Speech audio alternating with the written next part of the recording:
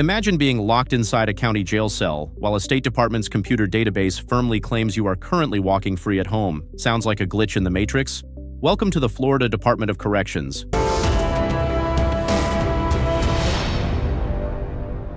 Today, I'm going to share a profoundly absurd story where a state bureaucracy completely overrules a judge's explicit court order. To protect this individual's privacy, I won't be sharing any names, locations, or genders. This isn't about who it happened to, it's about how broken the system really is.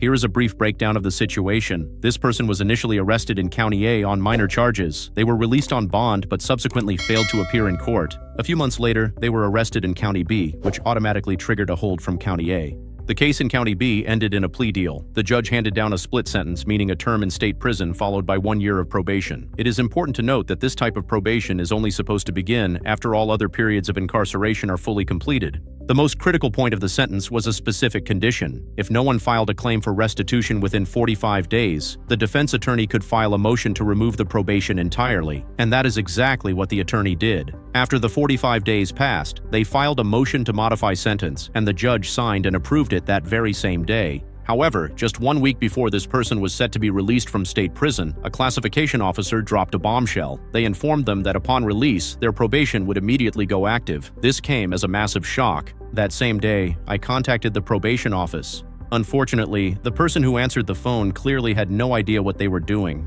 They looked up the County B Clerk of Court website, read the document where the judge approved the motion, and then looked at the paperwork the attorney had submitted. Their brilliant conclusion was that the lawyer had simply used the wrong terminology and therefore the probation was still valid. Shortly after that call, the defense attorney rang me back. I explained the situation to him again. He assured me that the probation had been completely removed, but said he would call the probation office himself just to be safe. A few minutes later, he called me back and confirmed everything was correct. The probation was definitely dead.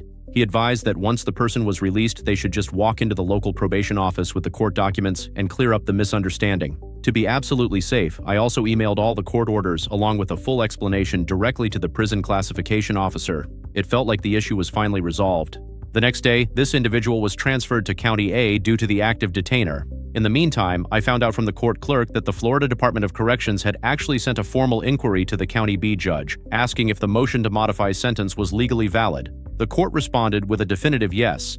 Yet, on the exact day the prison sentence officially ended, the department activated the probation anyway, and here is where we reach the next level of absurdity. According to the state's active database, this person is not sitting in a cell in County A, but is currently living at their residential home address. I honestly do not know how often this happens, where the department completely disrespects a judicial ruling and is simultaneously clueless about the fact that a person is locked up in a county jail rather than walking free. Since we didn't know how the case in County A would play out, I decided to email the Department of Corrections probation office.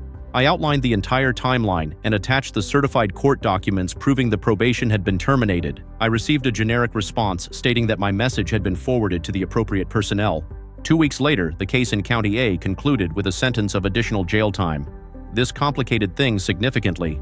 Now that this person had been assigned a specific probation officer, they wouldn't be able to clear up this bureaucratic mess themselves from inside a cell. If you're wondering why this is such a massive problem, let me explain. When you are on active probation, you are legally required to report to your officer and pay a monthly supervision fee. But when you are locked in a county jail, you physically cannot do that. Because the department system stubbornly claims this person is out on the streets, the system would inevitably flag them the following month for a violation of probation.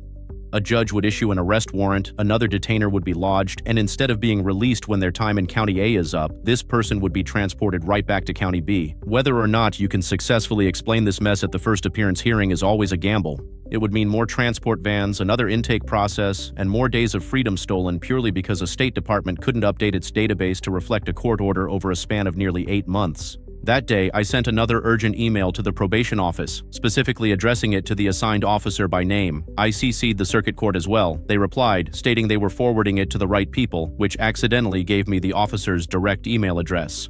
I also reached out to the attorney to see if there was anything else we could do to kill this problem once and for all. He told me that both he and I had pushed as far as we legally could. He assured me that if a violation of probation warrant did get issued, I should notify him immediately, and he would handle it at the first appearance. He also highly recommended that I keep a meticulous paper trail and email the probation officer every single day. Fortunately, we've achieved a partial victory. That very same day, the probation was placed on an administrative hold.